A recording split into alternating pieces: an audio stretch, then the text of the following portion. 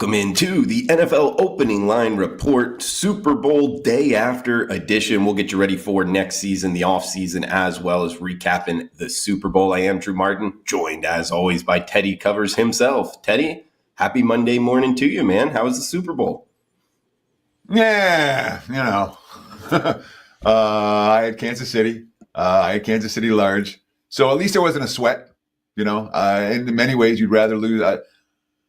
In a game like this, you want to have right sides. Philly was the right side. I had the wrong side. It is what it is. And in a sense, from a psychological perspective, look, it was over early. It was over before halftime. KC wasn't pulling a Tom Brady. Mahomes wasn't pulling a Brady in that game because the domination at the line of scrimmage was just too strong. So at least it was over early for that. The props were looking great. I had a good day in the props until Kenny Pickett threw that pass right at the end of the game. That one hurt me. I had under 2.5 Eagles. Under 2.5 players to throw a pass at them. And there was no scenario in which you're going to get three unless it's such a blowout and there's a 3rd and long and they let the backup QB chill. And, of course, with an incomplete pass. Nonetheless, more than 2.5 players threw a pass attempt. So that one kind of threw a wrench as the props were. The second half, the props were just cash after cash after. It was looking really good with the props. But that one right at the end, caught me with a little one more smack on a day that was kind of smacked. And, of course, I leaned under in that ball game. And under sure felt like the right side until everything went nuts after halftime. And Xavier Worthy catching a couple of big TDs. But so overall, side lost. Props, I haven't fully gone through them, but pretty close to break even on the props. It wasn't a real good day. It wasn't a real bad day. Total, obviously, the opinion was wrong in that one as well. So I leaned under and the game ended up going over the total. So not one of my favorite Super Bowls, Drew. Nonetheless, it's over. And now we got a whole new season to talk about and look about. And but, of course, it's not over. I mean, we should do one of the things I do every Monday during football season, you re-handicap your games. I call it a post-mortem. And this is one where, what I get wrong, I got the trenches completely wrong in the contest. I didn't see Philly dominating Kansas City up front the way that they did. But the Eagles' defensive front was the story of the game. I know Jalen Hurts wins the MVP. That's great. The story of the game was Philly's front four and Vic Fangio's defense. We'll give them credit. They deserve it. They absolutely do, Teddy. And it's something you don't have to be a football aficionado to understand that dynamic of if your offensive front is struggling against the opposing defensive front. It goes all the way up to the Super Bowl, high school, college football, the NFL, to the largest game of them all. If you're struggling in that aspect, it is going to be tough for your team to win. And we normally don't see it to that extent in the Super Bowl in particular, with the Chiefs struggling right there. And it was just like on full display, Teddy, of this is going to be a long game for the Kansas City Chiefs, man. And I was with you. I gave out a free play on the Kansas City Chiefs as well. Did not go large. I went bigger with my punting props from last week. Hopefully you guys tailed. But yeah, I just wanted to throw that out there, Teddy. I thought it was on full display early, man. And not sure if you have anything on that. Just if you get that type of handicap wrong, like maybe in-game live jumping off of it, because I guess you could have saved some money. So that's one of the things that disappoints me is that I'm one of the things that I look for. I'm a in the trenches handicapper, and I missed, I guess, the weakness of KC's front. I missed that. I didn't see it happening, and I didn't see Philadelphia control. I mean, the KC got a first down on the very first play, on their first play of the game, and that was their only first down in the first half. All right, they went the next, and during that span, 2 turnovers, both of which led to touchdowns. One was a pick six, and one was a turnover deep in their own territory. But after that first, if you'd have said, what's KC going to have, more first downs or the turnovers at halftime? First downs is 100-1 favorite there, and it wasn't. And that's me missing the handicap. There's no sugarcoating it. And it's especially disappointing because that's the way I handicap. I'm always, all right, let's look at the trenches. Who's going to win the battle in the trenches? It's one of the things I hype on this show every week is talking about the dominations up front and what teams are capable of dominating up front. And I knew that Philly was extremely strong. I thought KC would be able to handle them. They couldn't. That was then, and it was again. It felt over after the pick six. At 17-0, it felt over. After the second interception that led to the Eagles touchdown before halftime, it was over. I mean, there was no comeback coming. The second half of this game was all garbage time, and some of those garbage time numbers ended up being lousy for the books, who did okay on the Super Bowl. The reports I've read, the books did fine. It wasn't a monster, but ended up being pretty good in a lot of ways for them. But Mahomes going over late, the game going over, neither of those were necessarily. The game, there was a real sharp score divide. There was two-way action on the side in that game. There was a lot of public support for KC. There was a lot of wise guy support for Philadelphia, but it wasn't a game that every pro was on Philly and every Joe was on Kansas City. There was legit two-way action there. Where the sharp score divide was for the total. The pros were all betting the under. The Joes were all betting the over. The Joes end up cashing, even though the total moved down.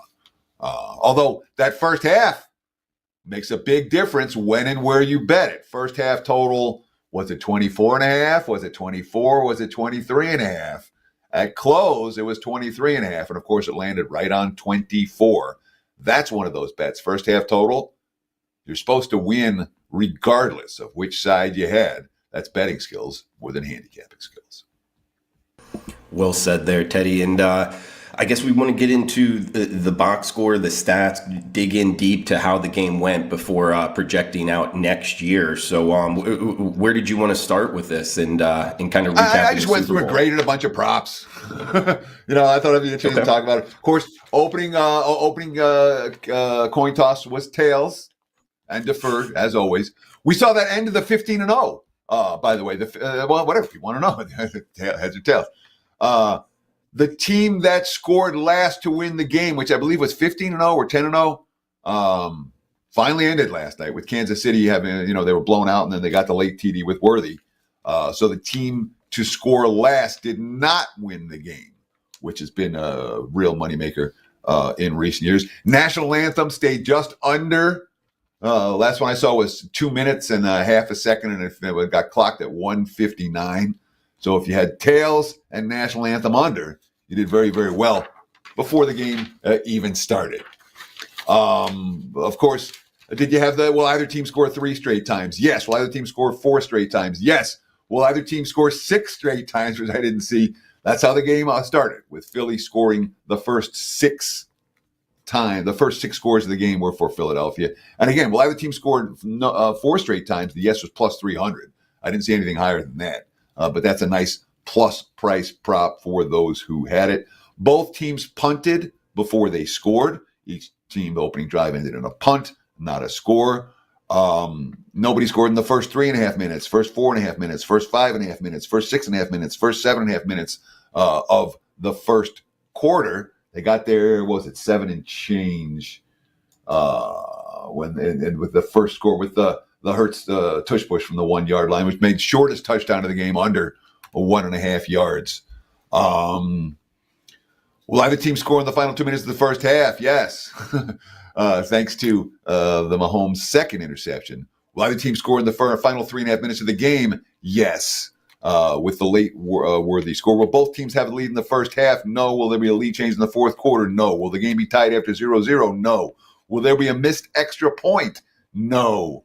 Will both teams make 33-yard or longer field goals? No. Total first half field goals under 1.5. Total field goals made by both teams. Well, Elliott made 4, and that's all you needed. Over 3.5 cash there, and all the Elliott props cash there. And the total field goal props cashed, and the longest field goal there. So longest field of the game, 48.5. Elliott kicked a pair of 48-yarders and then a 50-yarder as well. So the over cashes in that one. Shortest made field goal of the game, over under 27.5 yards. That cashes. Distance of the first made field goal of the game was 48, over 36.5. Last made field goal of the game, also 36.5, also over. Total combined yardage of all field goals, over. Total touchdown. So many of these props, Drew. So many of them. Half. Decided by a half. There was one for my clients and I that I cashed my clients, and I'm like, this is supposed to be 8. It's 7.5 with juice. We're going to play 8. That was total number of Chiefs to catch a pass. I'm like, the right number is 8, and it's 7.5 even with juice. It's the right number, and 8 Chiefs ended up catching a pass. Total touchdowns by both teams, 5.5. Where does it finish? 6 with that worthy catch at the end. First half touchdowns by both teams, 2.5. What it land? 3. Second half touchdowns, 2.5. What it land? 3. Longest touchdown of the game goes over 40.5 yards. Shortest touchdown of the game goes under 1.5 yards. Just the first touchdown of the game was under. Jalen Hurts scored that first TD of the game. He also won MVP, obviously. Total yardage of all touchdowns in the game went over. There were enough big plays in that one. Some of the popular square props. There was no overtime. There was no safety. The fourth downs, both teams 0 for 1 on fourth downs. You got plus price on the no for will they convert a fourth down for both a fourth down for both KC and Philly, and a nice plus price. No fourth downs for the game if you were able to find that one and get involved. Largest lead of the game by either team was over 14.5. Largest lead in the first half by either team over 9.5 in that one. I'm going to keep going. This is kind of fun.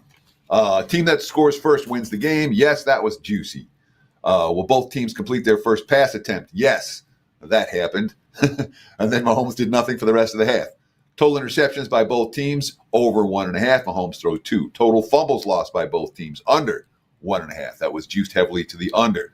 Total quarterback sacks by both teams, over 4.5. Well, Mahomes took 6. So that's all you needed to know there. Will there be a defensive or special teams touchdown? Yes, that cashes again. That's been a big moneymaker at a plus price in the last decade and a half in Super Bowls. 2-point conversion attempt? Yes. 2-point conversion successful? Yes. Both of those were plus prices. Will both teams attempt 2-point conversion? That one ends up with no. First turnover of the game was an interception. That was chalk. Last score of the game was touchdown. That was chalk. Will at least one quarter be scoreless? No. The no, heavy chalk in that one. Total number of different players to have a passing attempt, 2.5. Well, Pickett. I'm mad at Pickett. I never disliked Pickett before, and he threw that pass, and I disliked it very much. Total number of different players to have a rushing attempt, 7.5. Lands 7. The over there was minus 160. Total number of different players to have a pass reception. KC had 8. Philly had 5. That's 13. What was the number? 13.5. I'm telling you, spot on. Total punts by both teams, over under 6.5. They finished with 8. I thought there would be punts in this ballgame unless fourth down conversions. That part of my handicap was right. Will there be an octopus? No, there wasn't an octopus. Will there be a scorigami? No, there wasn't a scorigami. Total net yards by both teams, over under 715.5. That stays under. Mahomes, this one hurt the books for sure. All right. The worthy second touchdown and worthy to catch a touchdown, worthy 2 touchdowns. That was a 10-1 long shot. Mahomes' gross passing yards was 250.5. With that last touchdown, he got to 257 on the 50-yard bomb. That wasn't good for the house. Will Mahomes have 300 or more passing yards? No was chalk, no cashes. First quarter passing yards, Mahomes cashes. Total incompletions by Mahomes. He would finish 21 of 32 in the ballgame for 257. That's 11 incompletions. What was the total for incompletions? 11.5. I'm telling you, these lines were tight. Tight. I'm just looking at some of these that stood out to me. I'm not going to go on forever. I'm just going to do like a handful more. Will Mahomes throw 2 or more touchdown passes in any quarter? The yes cashes, 3-1 dog there with the fourth quarter. None of the rushing prop. I mean, KC player prop wise, this is what cashed, right? Mahomes over cashed in terms of yards. He didn't cash completions over. He didn't cash attempts over. Touchdowns over cashed for Mahomes. Worthy over receptions and yards cashed for Kansas City. Basically every other player for just about everything under. Kareem Hunt did nothing. Isaiah Pacheco did nothing. Travis Kelce, 39 passing yards. Hopkins, 18. Schuster, 16. Hollywood Brown, 15. There was nothing going in terms of KC overs with the exception of Worthy and the Mahomes passing yards. For Philly, there was a lot more overs, obviously. But even Philly didn't go crazy with the overs with a lot of the stuff. Jalen Hurts gets over his passing yardage total. But, one that I loved, Ariza with the touchback. That was a nice plus. He had 2 touchbacks in the game. And my handicap there was KC's going to punt. It's not going to be a 4th down game. I should have put it with the no 4th down conversion. I didn't put that out because that would have been a nice plus price cash for the clients too. It's one I talked about a lot but didn't use. Ariza punts over, longest punt over, touchback, and nice plus price there. But for Philly, Devonta Smith goes over receiving yards. Hurts the leading rusher in the ball game for what it's worth. Barkley stays under. Barkley doesn't score a touchdown. Jahan Dotson was one I talked about, and he caught that early and actually had 2 catches in the game. I was wrong in that handicap. That being said, when he got knocked down at the 1, it set up the shortest touchdown of the game, under 1.5 yards. But Dotson was a factor after being a non-factor for the previous 2 games. Dallas Goedert was a very popular guy. Kansas City's getting lit up by tight ends. Goddard, basically a non-factor. He stays under with just about everything. Kenneth Gainwell. Gainwell gets his chance at the end of the game because it's garbage time. Over under 9.5 rushing yards. He gets to 10, though his longest rush under 5.5 yards. Rushing attempts goes over. Receiving yards by A.J. Brown stays under. Longest reception by A.J. Brown stays under. Total reception by A.J. Brown stays under. Barkley doesn't score a touchdown. Barkley rushing attempts did go over. His longest rush stayed way under, but his longest rush was 10 yards. That was 25.5. Will Brown score a touchdown? Yes. I can go on and on and on. I'm almost done, I promise. Devontae Smith, the 1 Eagle receiver to go over. Goddard stays under with receiving yards. Goddard stays under with catches. Longest reception by Goddard, 19.5 yards. What do you get? You know what he got. The 20-yarder. Die the hook. So there you have it. That's just a little recap of some of the props from yesterday, some of the ones that stood out to me. If you have other prop questions, please drop them in the comments below. Both Drew and I will be in there today. And, of course, we'll answer what we can on the show before we're through. But, yeah, I'm going to breathe out now. Exhale. Lots of props to talk about. And, of course, that's what Super Bowl Sunday is. Yeah, it's the game. Yeah, it's the side. Yeah, it's a total. It's a prop party. And yesterday, for over-bettors, despite the fact that KC scored 22 points and the game flew over the total, a lot of these props stayed under the number. They absolutely did, Teddy. And I'll tell you this, if you would have said Saquon Barkley would be held to 2.3 average yards per rush, and they would still win the game like this, that I wouldn't have guessed that. The Kansas City Chiefs defense, I thought played pretty well, even though the Philadelphia Eagles have 40 points to show for it. I wouldn't put too much of it on the Kansas City Chiefs defense. It was more on the offense, particularly early, putting themselves in the hole, not being able to get first downs. You just touched on it. The first play of the game was a first down. Then they go the whole first half without it. So their defense is on the field pretty much the whole time.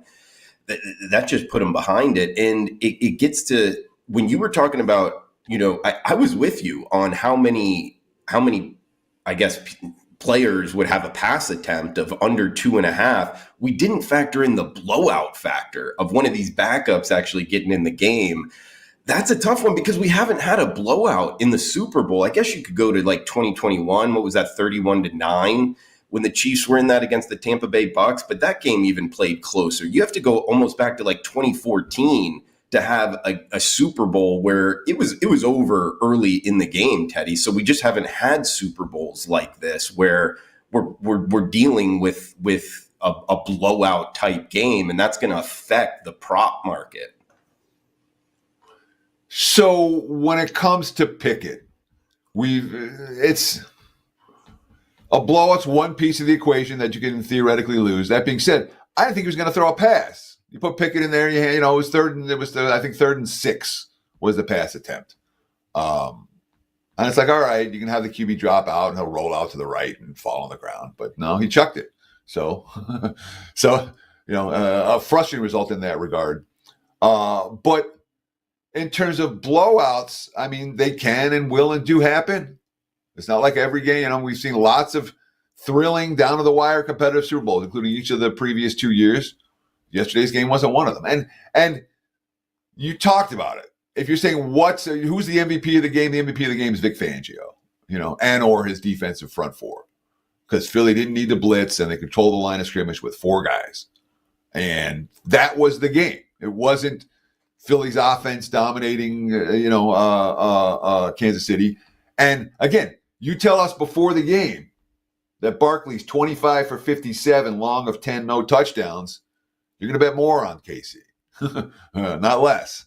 But the defensive front for Philadelphia was so dominant in that ball game that, Philly's offensive stats were something of an afterthought. And of course, the game was in garbage time early, so a lot of times when you get games that are decided at halftime, you'll see box scores that don't necessarily correlate to what you actually just saw on the field.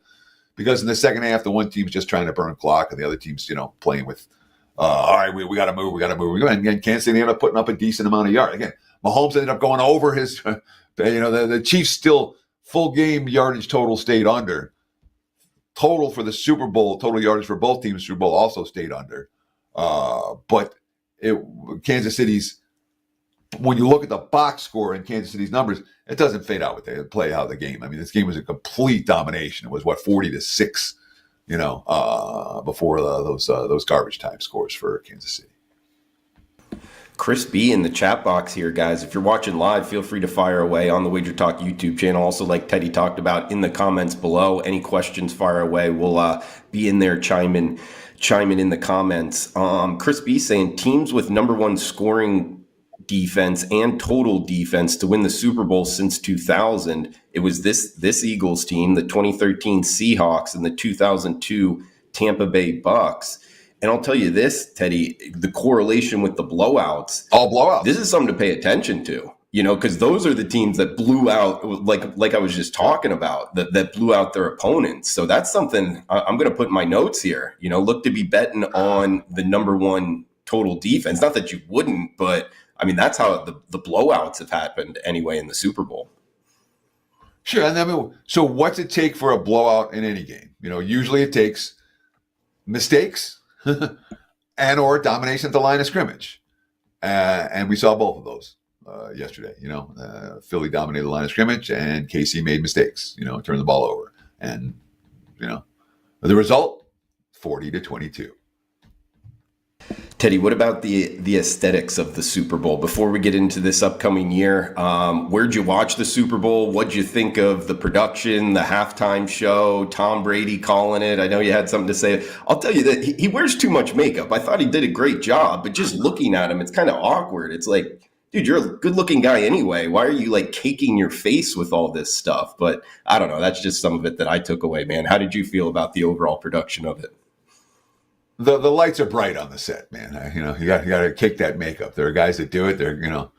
I don't, but I'm sure if I was, working in Hollywood, like these guys are, they probably, I've had to put on the makeup at times for productions as well. Halftime show. I didn't watch the halftime show. I never watched the halftime show, dude. I go out and have a cigarette. Yeah, I thought you stopped smoking. Yeah, I did. That was then. Man. This is now. Let's. Quitting smoking is easy, dude. I've done it dozens of times. Yeah, exactly. But yeah, I watched a little bit. I don't know what's his first name? Is it Kendrick or is it Lamar Kendrick or Kendrick Lamar? I don't even know. I believe I didn't know Kendrick any of his songs. Lamar. Yeah, my wife was telling me, yeah, you know this song. And I listened to it. I'm like, I don't know this song. So no, I didn't watch any of that. Tom Brady was less odious yesterday than he was in the previous game, but I wouldn't call him one of my favorite color commentators. I'll leave it at that. What color was that? I didn't see what color the Gatorade was, by the way. I realized I didn't pay attention to that. I didn't have anything on it. I don't know what color the Gatorade was. So if anyone knows, drop in the comment below. I'm jaded, Drew. I've seen a million, you remember all these Super Bowls. You've watched all these Super Bowls. The production to me makes I could no difference. I don't know. Okay. No, just wanted everyone that was in New Orleans said they liked New Orleans this time around, and the the lights didn't go out for a half hour, so that was a good thing.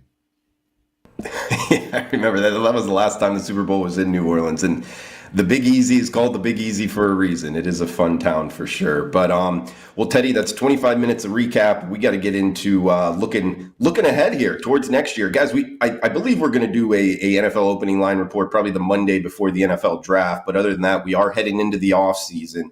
Teddy, man, any thoughts on betting the NFL coming into the off season? You know, I know it's tough to kind of, I guess, hold up your money for this long on a future bet, but I guess going over the future board, what's kind of catching your eye? Sure. I'm just going to run through the future board. I got MGM numbers here. The other books have comparable numbers. If you're going to bet, be sure to shop around. There are some variants, but I got MGM numbers in front of me, so I'll talk about it. There's 5 quote unquote favorites for next year. Philadelphia, it's plus 650. I've seen 7-1 elsewhere. 7-1 Baltimore, 7.5-1 Buffalo, Kansas City, 8.5-1 Detroit. Those are the 5 favorites. San Francisco not that far behind, 13-1. Then you've got the middle tier teams, 20-1 Washington, Green Bay, Cincinnati, the Chargers, the Rams at 22-1, Houston at 25-1, Minnesota and Denver at 30-1. Then you start looking at some of the longer shots. Chicago and Tampa at 40-1. Miami at 50-1, Atlanta, Seattle, 60-1, Arizona, Dallas, 66-1, Pittsburgh's at 80-1, along with the Jets, 100-1, Indy, Jacksonville, 125-1, New England and Carolina, 150-1, Cleveland, New Orleans, and Las Vegas, 200-1, NYG and Tennessee. So let's start at the bottom. I ain't betting the Giants, I ain't betting the Titans, I'm not betting the Browns, I'm not betting the Saints, I'm not betting the Raiders or the Patriots or the Panthers. So the bottom 7 teams, anything that's more than 100-1, no thank you. When you're talking about the top teams, Philly, Baltimore, Buffalo, KC, Detroit, those numbers likely to be there 3 months from now. No urgency necessarily, unless one of those teams makes a huge splash in free agency. I don't know any of them have the money to make a big splash in free agency. So those numbers are going to be there. So your sweet spot, if you want to get down now, is the stuff in the middle. You know, 20-1 Washington, certainly. Green Bay, certainly. Cincinnati, certainly. Those are 3 teams you expect to be live, 3 teams you expect to be postseason next year. 22-1 for the Chargers and the Rams. Those 2 make sense. 25-1 for Houston. That's one that makes sense to me to potentially look at right now. 40-1 Tampa, 50-1 Miami, 60-1 Atlanta as a live shot, 80-1 Pittsburgh. 100-1 Jacksonville? I mean, you know, again, just bang, off the top of my head. Those are some that stand out to me as being a little bit high. All that being said, I will not make a bet on the 2025 NFL season or on Super Bowl 60 next year until we have not just the opponents that the teams are playing, but the actual schedule. The schedule release is huge. Are you getting the extra rest? Are you getting the teams off of buys? Are you getting, you know, there's how many sandwich spots do you have? How many good spots do you have? How many bad spots do you have? Are your divisional games lined up with one another? Are they bang, bang, bang in between? There's a lot of nuances to the schedule that help me handicap a lot. So when it comes to which teams I think are going to have good years or bad years, I wait until that schedule gets released. So we don't just have the opponents. We have when they're facing those opponents. And to me, that matters a ton. Now, when it comes to the timing of some of this stuff, you know, the NFL markets, there'll be a little flurry today and then nothing. You won't see anything till the draft. The week of the draft, the NFL markets move a little bit and then it's quiet again. Season wins start to come on. Season wins may come out before draft. Again, I'm not going to do anything with them until we have schedule release. But once you have schedule release, free agency, and draft, now we're talking the beginning of May, mid-May, that's when you start to see, again, a little bit of movement on these numbers. And they sit for a while after the draft, after free agency, and they'll sit, and then they start to, you know, late July, early August, as training camps open, you start to see the numbers move once again. But your inflection points near the draft, near the schedule release. That's the 2 that stand out for when these numbers actually start to move. Teddy, love what you said there on the futures market, particularly the teams at the top. I really would kind of give the advice, don't, the Eagles, the Chiefs, the Ravens, those numbers, Teddy just touched on it. They're not going to get you're not going to get that much better of a number now. And I mean, with interest rates, the whole bit, just hold on to your money, wait until closer to the NFL season start. You want to be looking more towards the middle of the pack and down. Teddy, you made some good points on the teams down. You might just be ripping up your ticket anyway. What I like to do, guys, is there's two teams that jump out at me, and it sounded like you had positive responses to this: the Jacksonville Jaguars and the Atlanta Falcons. And part of the handicap is, Teddy, the division they play in. I don't want to be betting futures on teams that have a deep division, so like the AFC North, something like that. I want to be betting on teams that the market is down on, and yet maybe there's only like one good team in the division. And if that team drops down, somebody's got to win the division. Remember, there's only 4 teams in these NFL divisions. And if you can get one of those long shots that makes the playoff, I kind of like that profile. And those are 2 teams that are at the top of my head for me, just because of the division they play in. I feel like the quarterback position could be there with both of them.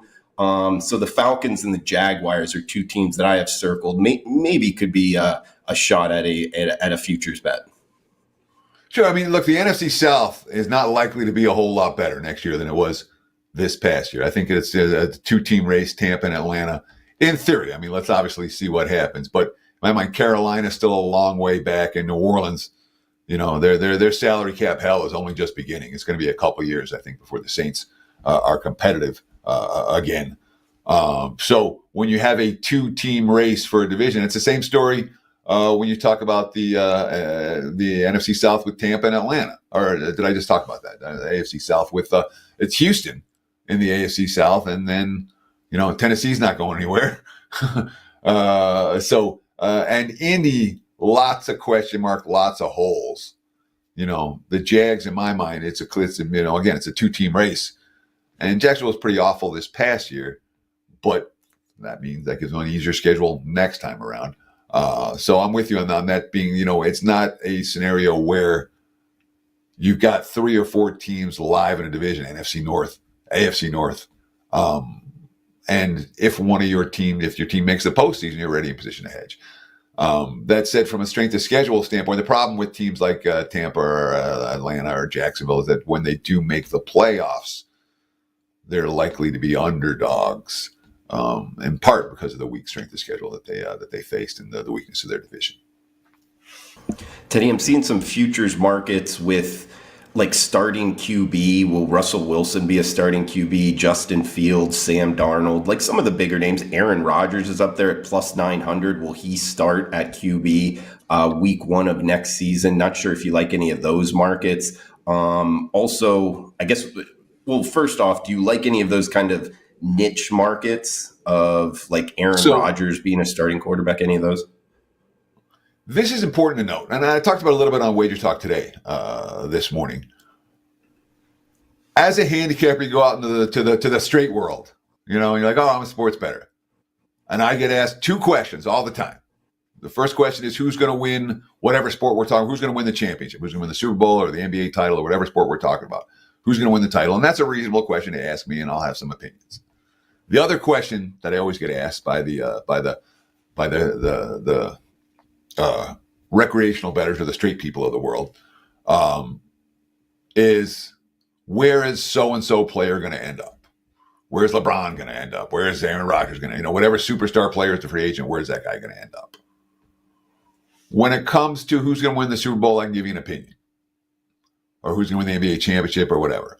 When it comes to where a player is going to end up, I don't know. You don't know. The beat writers don't know. The GMs don't know. The player doesn't know. Nobody knows. It's one of those things. When it works out, it works out. And a lot of times the stuff you find out, what happens is not anything that was rumored about beforehand. So I don't try to handicap whether Aaron Rodgers is going to play another NFL game or not. I don't care. When he's on a team, if he's on a team, we'll start handicapping that team. But the player props for which player, which quarterback ends up here, whichever. I don't know. You don't know. And it's not, the market's not big enough to spend a whole lot of time trying to read the tea leaves, especially in an era, much like the NFL draft. everyone's trying to send smoke signals the wrong way. So the stuff you're reading may be targeted misinformation or disinformation trying to point you in the wrong direction. So I don't do any of that with where's this player going to go. I don't care where he goes. Tell me where he is, and we'll start the handicap from there. And Teddy, I know we're going to do or likely to do a show before the NFL draft, but what the NFL kind of takes center stage the month of April. They give March to college basketball, and then they're right back in it. That's how the NFL kind of works. I'm seeing Cam Ward at the top, -110. Travis Hunter +375, Carter +195, Shedeur Sanders +500, Jackson Dart +4,000. Are you interested at all in the NFL draft right now, or you're going to wait until closer to the NFL draft? What's your overall feeling on betting the draft? I mean, I don't bet a lot on the draft because by the time I get the information, the numbers are gone. All right. And you'll see, you want to talk about line moves. A guy will be a 20-1 dog, and then the next day he'll be -300. I mean, the line, when the info comes, it comes fast. And if you're not sitting in front of your screen, you missed it. So I don't bet a lot on the end. And when we do our spring show around the NFL draft, I'm not going to be sitting here going, oh yeah, this is the guy to draft. That's the guy to draft. Because all that stuff, again, the markets are very limited for those contests. So the numbers move like crazy. It's not like the Super Bowl. You can bet $1 million. They're not going to freaking change the number. It's a Super Bowl. This is limited markets where the books absolutely react to every dollar they're getting from the sharp guys that are betting. So it's difficult to get down on the NFL draft at anything close to the numbers that you'll see the talking heads on screens talking about where they're getting. That being said, we'll talk about it, but we haven't seen we haven't seen all the stuff that determines who's going to go number one in the draft. Combine stuff, the private sessions, the reports off the sessions, the throwing sessions. So I don't know if it's going to be Cam Ward or not. I think Cam Ward's pretty good. Do I think Cam Ward is going to be the best pro ever? Do I think he's as good as some of the other number ones that we've seen coming out of college of late at the QB position? Yeah. I mean, I like his character a lot. We'll see. Yeah, I like his character too. I have questions though about the consistency. Watching some Canes games, he wasn't that consistent of a passer down the field. He missed a lot. Well, I don't know about a lot, but he would miss passes. If you're looking for something, I kind of like Jackson Dart. Out of Ole Miss, 40-1. I feel like that could be a look as well. And maybe even Travis Hunter +375, but you're not getting too much of a kickback. And, you're asking for a quarterback not to go first, which sometimes can be tricky. But looking at the NFL draft, guys, we'll circle back around in the offseason on that. But Teddy, what else? Do we need to hit anything else on the show? Does anyone have, were there any questions in the chat? I didn't see. I don't know if there's anything going today, so we can do that. While you look, let me promo for just a minute, guys. There's actually three things I want to promo. First, we got 30-day all access, less than $8 a day, no promo code needed. You can use it for me. You can use it for Drew. You can use it for any of the cappers at WagerTalk.com. Less than $60 a week, less than $8 a day. And of course, that includes all top-rated 5% of plays, usually sold individually for $35 each. So 30-day all access. Just visit my page, wt.buzz/TC, or any of the pages at WagerTalk.com.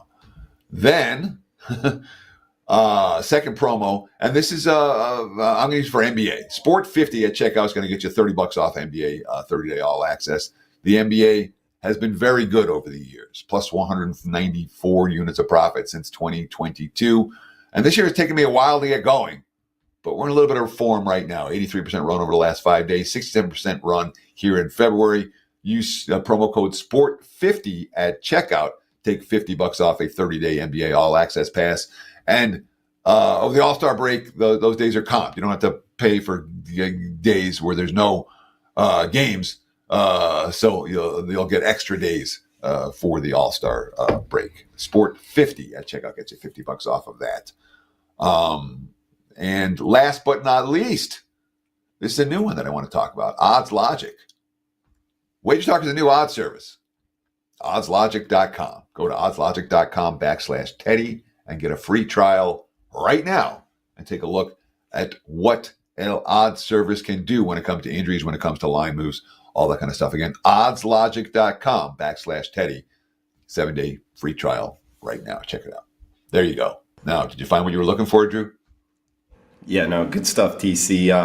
Also, 5% max limit up tonight. College basketball, guys. Drew Martin, WagerTalk.com. Heck of a weekend. 100% since Friday. So seeing it well. If you want to play for the big Monday card, check it out. WagerTalk.com. 5% max limit. Teddy, we got a bunch of comments here. Guys saying, thanks for the show. We also got Have Cash and Chris B helping us out. It was lime green Gatorade, yellow green lime. That Cash is, that's my what was the number on the Gatorade. green? The lemon lime, the little yellowy one is the one I like too. Yeah. That's the best one. Yeah, it's kind of like the main one, I guess I would say.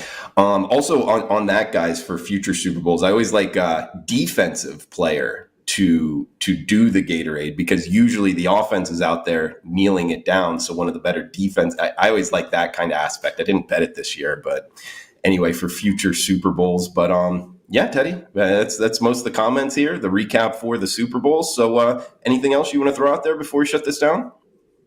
I want to thank you guys, really. I mean, there's so many of you come week after week. Lots of guys only come once in a while.